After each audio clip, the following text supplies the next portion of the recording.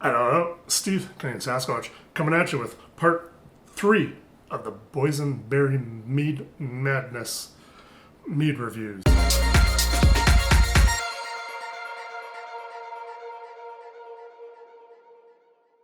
So, part 1 was Redstone Meadery's Boysenberry Nectar, which again was just clover honey, wildflower honey, Narrowborn yeast, boysenberry puree, and the love, and it swings out at 8% ABV.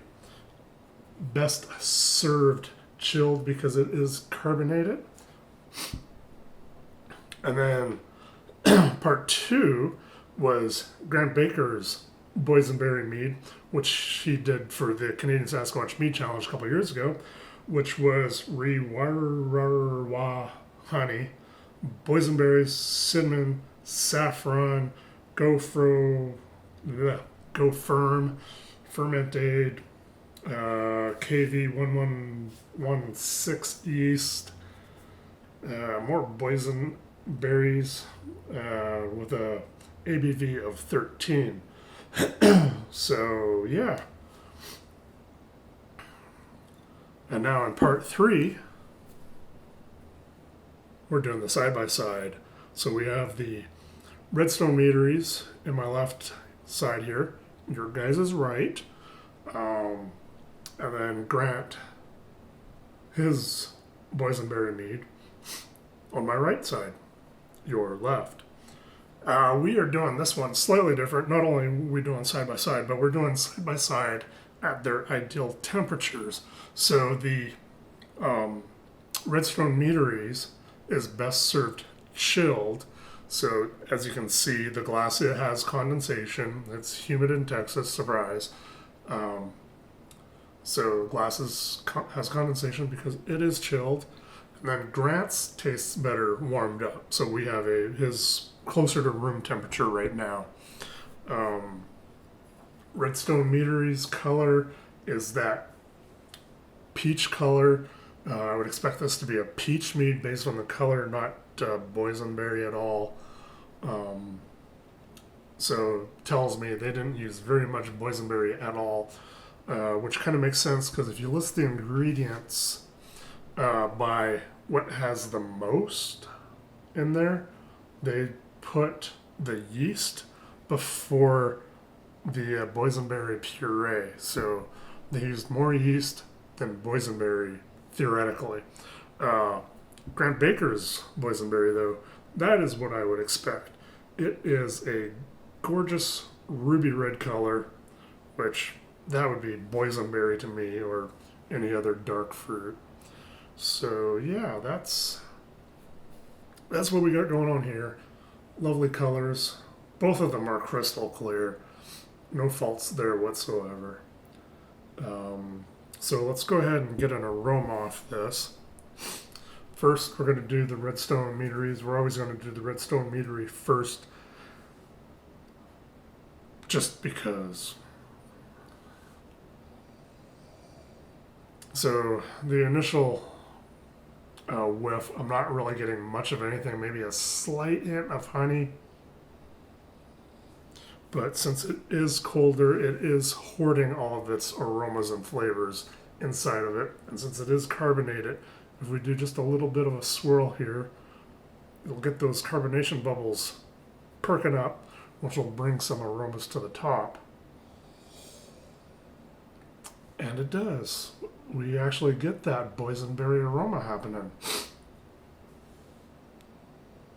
Yep. Definitely smells like boysenberry at this point. Not too much of the honey. They're using clover and wildflower.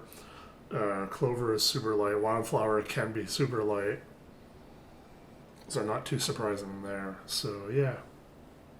Not too shabby of a smelly mead. Non-smelly mead. Grant Baker's boysenberry now. Let's aromatize this one. So right off the bat, boysenberry, right in my face.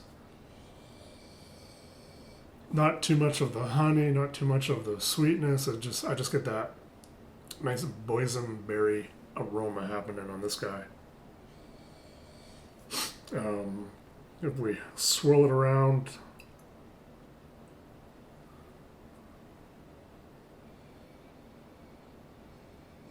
yeah, definitely more of that boysenberry comes up.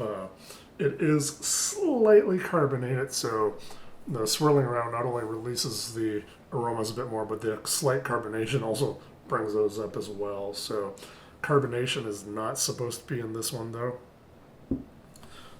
It's just a old mead that older mead that fermented a little bit more in the bottle there, and yeah, it's all good. So back to Redstone Meaderies, we're gonna do some flavor sampling on this. I'm gonna slap it on my tongue and see what it tastes like. So cheers, everybody. Thank you for joining me on part 3.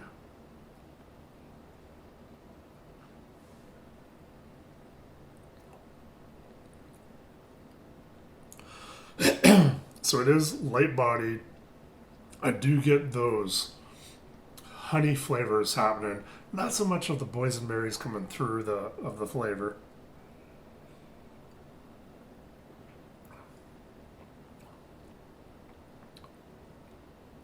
Yeah, it's just mostly honey.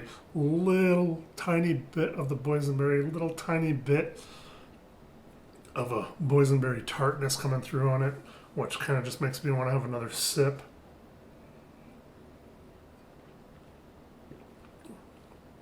Which is not too bad because it doesn't taste too bad, so I don't mind sipping on that one. Now we're going back to Grant Baker's. Slap this one on my tongue now and see what it is. Cheers once again, everybody. Thank you for joining me.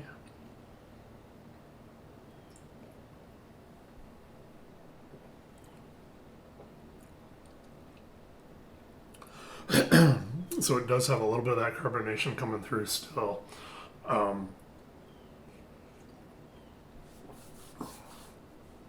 As mentioned in part 2, there's that cherry bark thing going on. So a little bit of the astringency from the tannins of the cinnamon. And I think that combining with the boysenberry is giving it that cherry bark flavor. But it does have the boysenberry coming through. It's more medium bodied, so it's thicker than this one. This one's fairly thin, and yeah.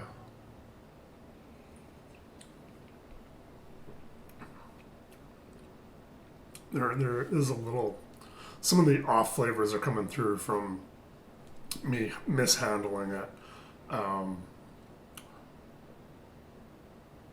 But it is still a very tasty mead and very drinkable.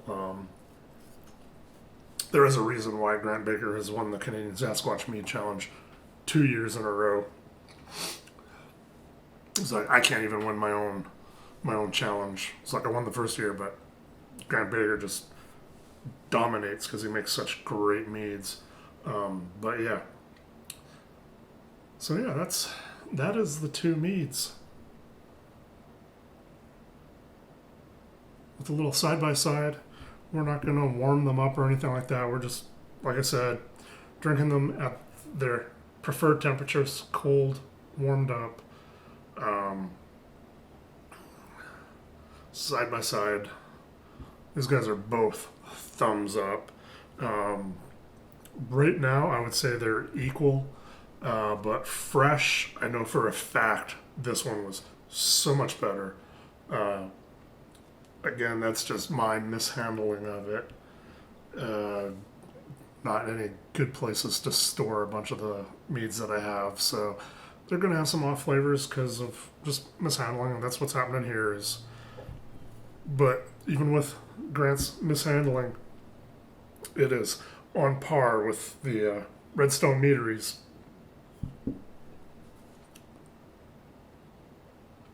And the carbonation is coming through. It's definitely a thing.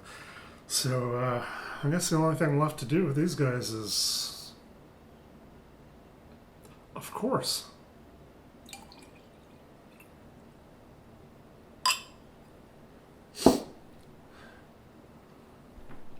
I'm going to combine them. I combine everything.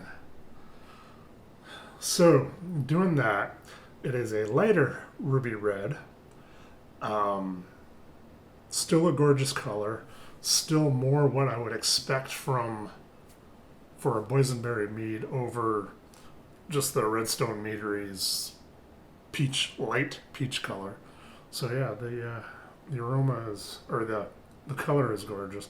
Still brilliantly clear, but that would have been really weird if I combined two clear liquids like that and got cloudy, which I know can happen because chemistry and all that, but it's the same liquids, just different colors. So let's go ahead and get some aroma on this now.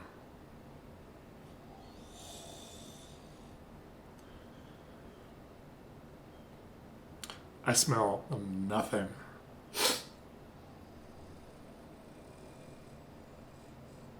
Okay, there's a little bit going on there, just slight hints of the honey, maybe a slight hint of cinnamon coming through. No boysenberry. So let's do the swirl thing.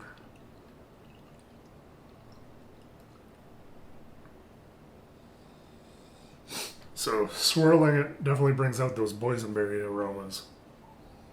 Definitely smells a lot better once you swirl it up because it releases all those aromas and smells a lot better than nothing.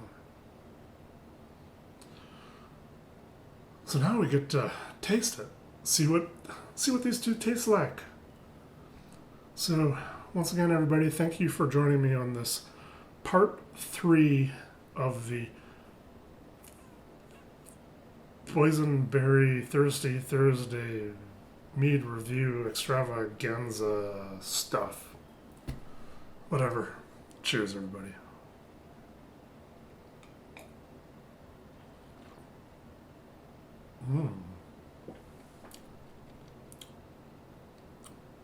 I was not expecting it to actually be as good as this is.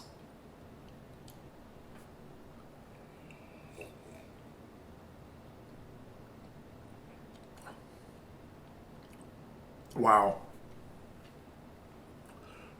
Wow.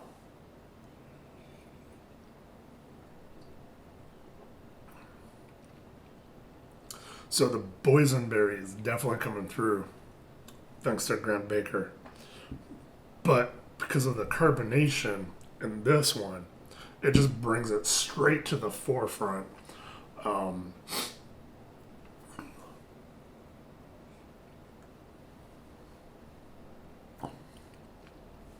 Very little of the honey is coming through. It's just mostly like a boysenberry wine right now with some of that.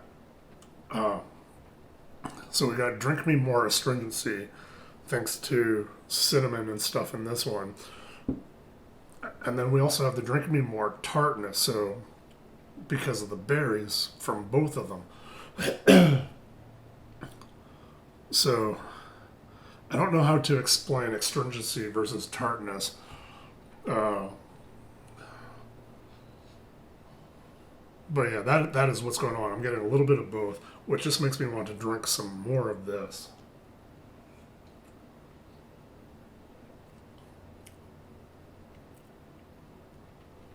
So I guess one way to explain is,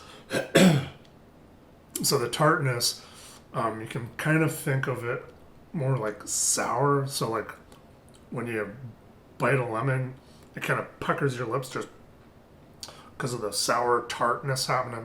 And the astringency happens more towards the back of your mouth. So your tongue kind of wants to do that puckering. And then your saliva glands just start running loose. I was like, all right, we need more of that. So yeah, huge thumbs up for mixing these two. It essentially covered up the worst parts of both and brought out the best parts of both. So it turned into a super mead. That's what happened here. We've got a super delicious mead. And with that,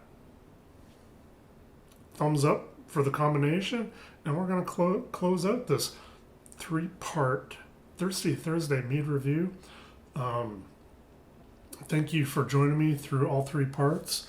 I'm probably going to... This has probably been split into 3 videos at this point because it's really long. And there we go. Be sure to hit the thumbs up down below, the subscribe button if you haven't, ring that bell to be part of the notification squad. And yeah, we'll see you guys in the next video. Cheers, everybody. Be sure to have a pint of awesome. I know I will.